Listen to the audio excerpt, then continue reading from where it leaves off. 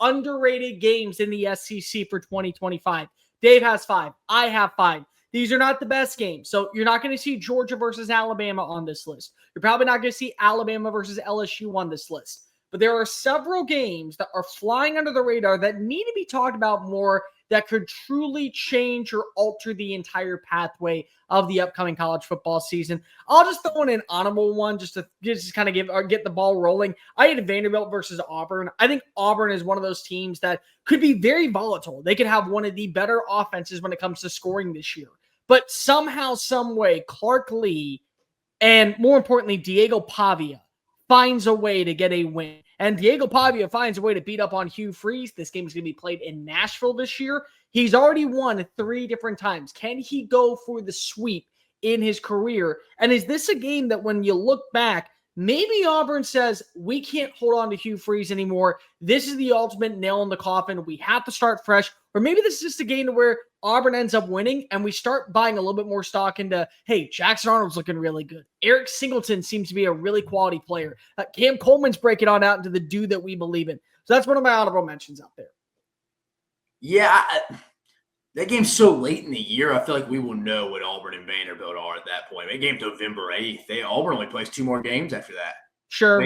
Vanderbilt has 2 games. Yeah, they both have buys. I think at that point we'll know, is Hugh Freeze coming back in 26, and we'll know if Vanderbilt's kind of replicating potentially or did better last year. I mean, if I was going to go an honorable – so that's not 5th for you, Bear, huh? No, that's honorable mention. Bear just threw an extra game in there. I would say Oklahoma at Alabama. I think that's a game that's not getting a lot of juice. And I'm interested to see how we both interpreted underrated. There's no right or wrong answer. Like you said, you thought Auburn-Vandy was kind of a game that could fit that. Like, I kind of wasn't thinking that. Again, not right or wrong. It's just interesting how we perceive it.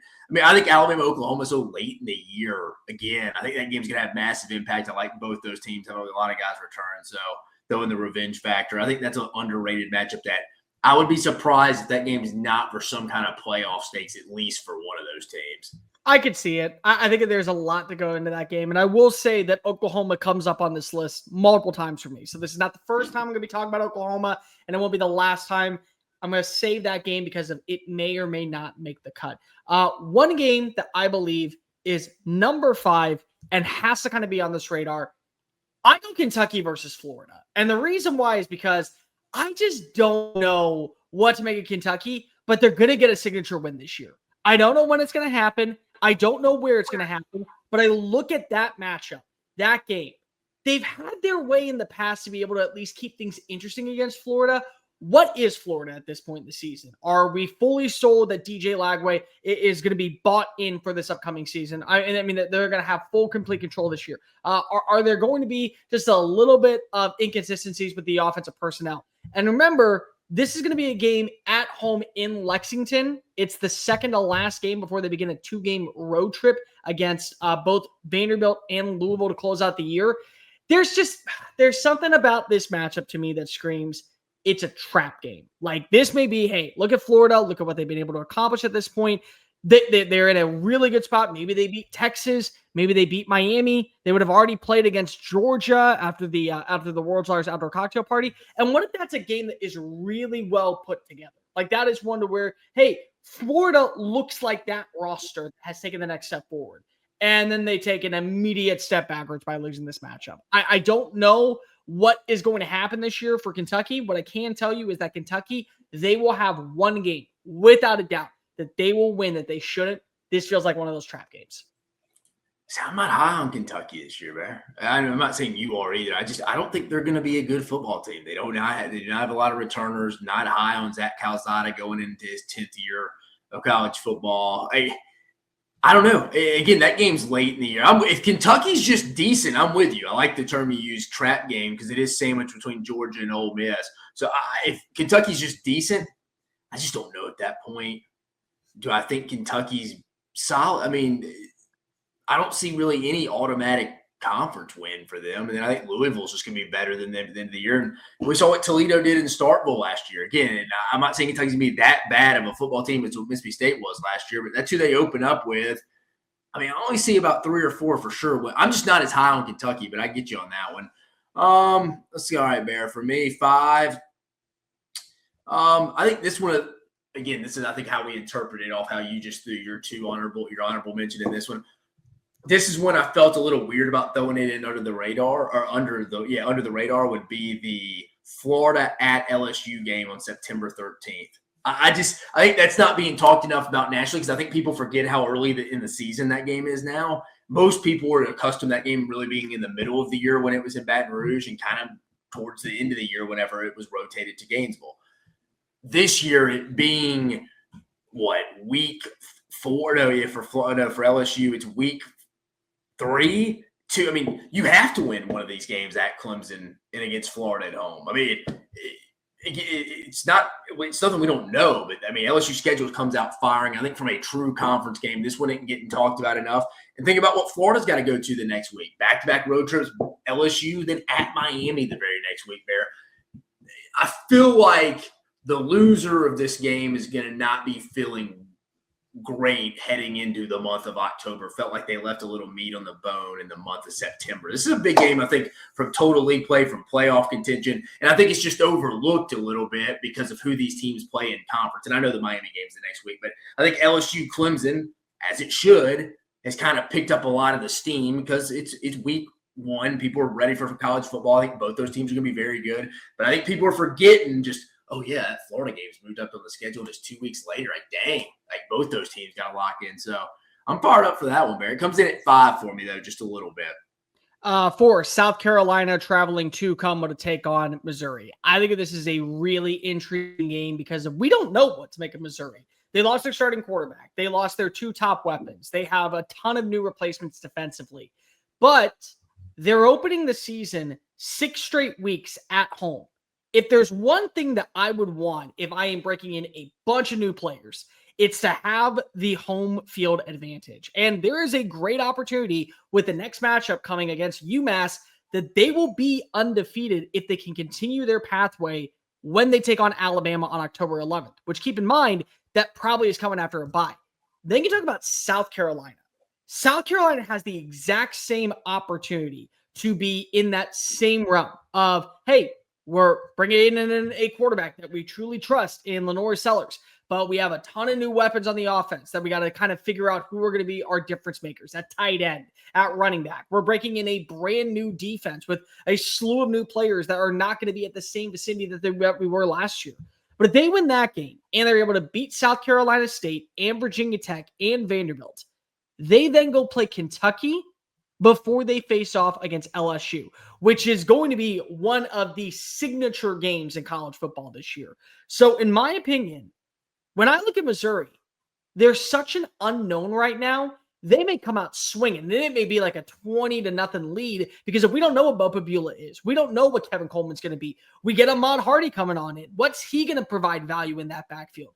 Or for South Carolina, hey, Lenore Sellers, he is just torching left and right against this Corey Batoon defense. He is slicing and dicing and making everybody feel like that they're on skates. And now they're up by double digits. And now they're leaving Como with a signature win. And they're going to feel pretty confident going into that matchup in Death Valley.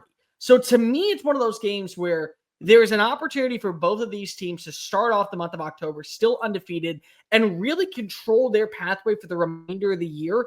And we're not fixating enough on it. Eli Drinkwitz has done a really good job of turning this team into back-to-back double-digit win seasons. Can he do it a third time? And then for Shane Beamer, he always hits the over. And the last thing you want to do is give him that momentum going into Cocktober and November. You want him to feel a little bit of the heat early on in September. When he is rolling into those months, best of luck going ahead and playing against South Carolina. Yeah, I think this game, to your point, Bear, I don't think if Missouri loses this game, I don't think they win double-digit games. And I think if South Carolina loses this game, they don't hit the over. I think both those things. I can see it. What? That South Carolina doesn't hit the over. I can. That's what I'm saying. I think this game. I had this game a little spoiler. I had this higher up on my list. I think it's a very important one because I think on a scale of 1 through 10, Bear, how confident you both these teams roll in here undefeated into this game? 8. Yeah, I mean, unless Missouri drops it to Kansas or South Carolina drops one to Virginia Tech, and I don't think either happens. No, I don't think either. Both these teams I would expect to be undefeated rolling into that one. So yeah, I agree with you. I actually got this one a little higher, so we'll see that one coming up later. Next one for me here, Bear. Speaking of the Missouri Tigers, we go Missouri at Auburn. Yeah, I'm going to go Missouri at Auburn. I think we're really going to fight. Like, by this point, by this game, we just talked about it. Let's just say they lose to South Carolina, 4-1, heading into a bye, lose to Alabama, 4-2.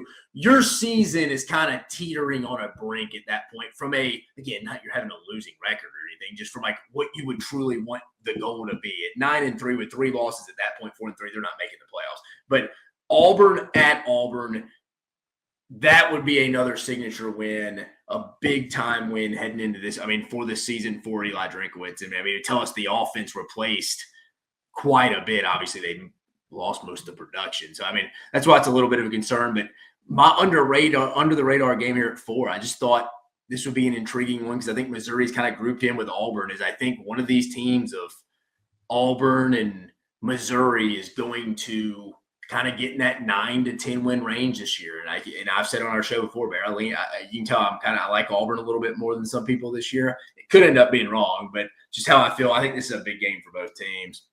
3. I also have an Auburn game, but I have them playing on the road against Texas A&M.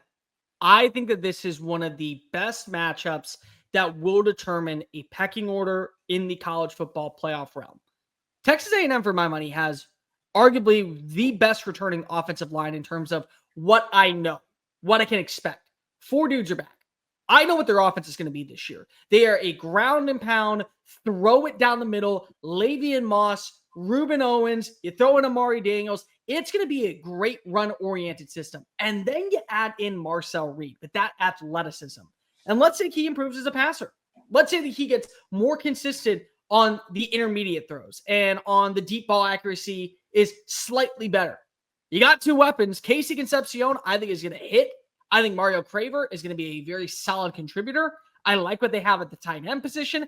I like what they have defensively because of Mike Elko as the coach. And I know that a Mike Elko defense is always going to be ferocious. They're going to do what they can to get after the quarterback. And they're going to play physical in the secondary because they upgraded. They went in the portal and they brought in different guys, whether it be Julian Humphrey or they targeted multiple names when it comes to the latest recruiting class. And so A&M, I have a good understanding about who they are as a program in this year. But I look at Auburn and I think they're untapped potential. I really do, because of what you have at quarterback could be an upgrade over Peyton Thorne if the turnovers are depleted. And that's going to be the biggest selling point for Jackson Arnold. Can you have a team where your season is not hindered by the turnover ratio? Auburn last year offensively was not a terrible team. They were just terrible in 2 major assets: red zone offensive execution and turnovers. They're going to have 2 great wide receivers in Cam Coleman and Eric Singleton. They're going to have 2 really good backups in place. They're going to have a solid offensive line. I like their defense a lot because of what DJ Durkin provides. But this game at Kyle Field last season, 4 overtimes decided, that being the signature win for Hugh Freeze in year 2. Mike Elko needs to be able to set the tone. Keep in mind that for Texas A&M, after this game, you play Florida, you play at LSU, you play at Missouri, South Carolina, Texas. You need this win. And then if you're Auburn, you kind of need this win as well because of you get Georgia, but you get them at home. Missouri, you already mentioned it. At Vandy, versus Alabama. This is one of those games that we're looking back. Hey, 9-3, Hugh Freeze, you're proving that you were the right coach. You got a good win. It all comes down to Jackson Arnold. Can he not be turnover prone?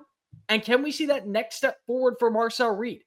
I'm honestly really intrigued for this game because the other thing is, what happens if you do end up seeing a little bit of a setback from a Jackson Arnold? Do you turn to Deuce Knight at that point and say, hey, last season we turned to Marcel Reed when they played LSU. He won us the football game. Can we do the exact same thing, but flip it, go to the 12th man, go put in a mobile quarterback, have him run it a lot more, and get us a win when we go ahead and enter the month of October? Yeah, I think A&M, if they split the Auburn-Notre Dame games, they're going to go into November, I think, with a chance to make the playoffs if they won out. Missouri, South Carolina, Samford, and Texas. I think if you split the Auburn-Notre Dame games. They could. They very well could. And I think this is a game. This, to me, is a game for Texas A&M. You really want to put yourself in a great position to enter the month of October where you get to welcome in a Florida team, where you get to face off against South Carolina kind of and figure out what they are as an identity. this is one of those games to where you get that win. We probably feel a lot more confident that 8-4, maybe a running joke, but it's no longer the same capacity of what we used to believe. Yeah, no, I agree with you on that one. Let's see. For me, I got Oklahoma at Tennessee is my next one for the third one. Again, I think it's kind of later in the year. What did November 1st, opening up the first day of November for us there. Last year, we remember the hype just because the hype of going back to Norman.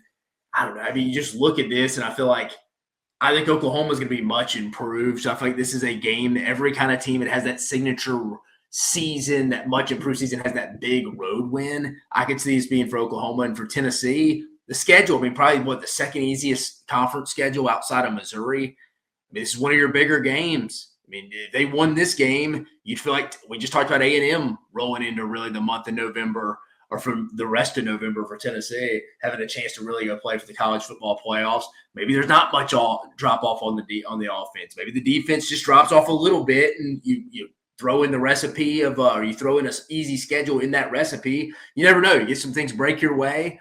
You win some close net games. Tennessee could be in the playoffs again. That's the only thing that keeps my head above water with them a little bit from a playoff contender, Bear, is that schedule. Because, again, I don't care what anyone says. Long-term, what Heupel did, letting go, cutting bait with Nico Iamaleava is going to be good for the program. For 2025, I don't really think – I think it – I mean, there's no way you can convince me you losing your returning starting quarterback and your transfer portal quarterback that you brought in doesn't get a spring. It's going to improve, especially with the people you lost. I think the goal was to kind of be either similar to last year or a little bit below. This will be a good defense against Oklahoma. Figure we'll know a lot about both these teams at this point. But it'll be a big game. I see in the comment section Florida versus Texas as one of these games. I'll be completely real. That, to me, is one of the best games in college football, which is why it's not on my list. But on my list, which is a very underrated game, in my opinion, Dave, I got South Carolina hosting Oklahoma because of what happens the week before. Oklahoma is playing in the Red River Shootout. By the way, that's what it's called. Anybody who calls it the Red River Showdown or any other name, they're stupid. They have no idea what they're talking about. Go ahead and back that up. You also have LSU hosting South Carolina. So these are two teams that are going to be coming off of not only very aggressive games, but they could be coming off of a loss or they could be coming off a signature win. How do you respond in this moment? For my money, Lenore Sellers and John Mateer are two of the best quarterbacks in college football. They are certainly two of the top 5 quarterbacks in the SEC going into this year. I believe that both these teams have one wide receiver that could break out instantaneously. For Oklahoma, it's Deion Burks, fully healthy. For South Carolina, it's Nick Harbor. I really also like what they have as the secondary wide receiver. Mazeo Bennett, I've been very high on for a while. I think that he will have a better sophomore season. I think that Giovanni Gibson coming on in from Arkansas Pine Bluff is going to be a really good complementary piece. And both of these teams are going to be led by coaches that last season trusted their defense to kind of bail them out of trouble a lot. And the bottom line is that South Carolina jumped off to a very early lead. South Carolina was able to set the tone in Norman. Well, Oklahoma, if they can do the exact same thing with John Mateer and just a couple of deep shots to Giovanni Gibson or to Deion Burks, that game could get completely out of control. And I'll be completely real with you, Dave. This is a trap playoff game, in my opinion, because of the loser of this game may end up going 9-3. But what if both these teams are sitting at 9-3? We're back to having the conversation with Alabama versus South Carolina.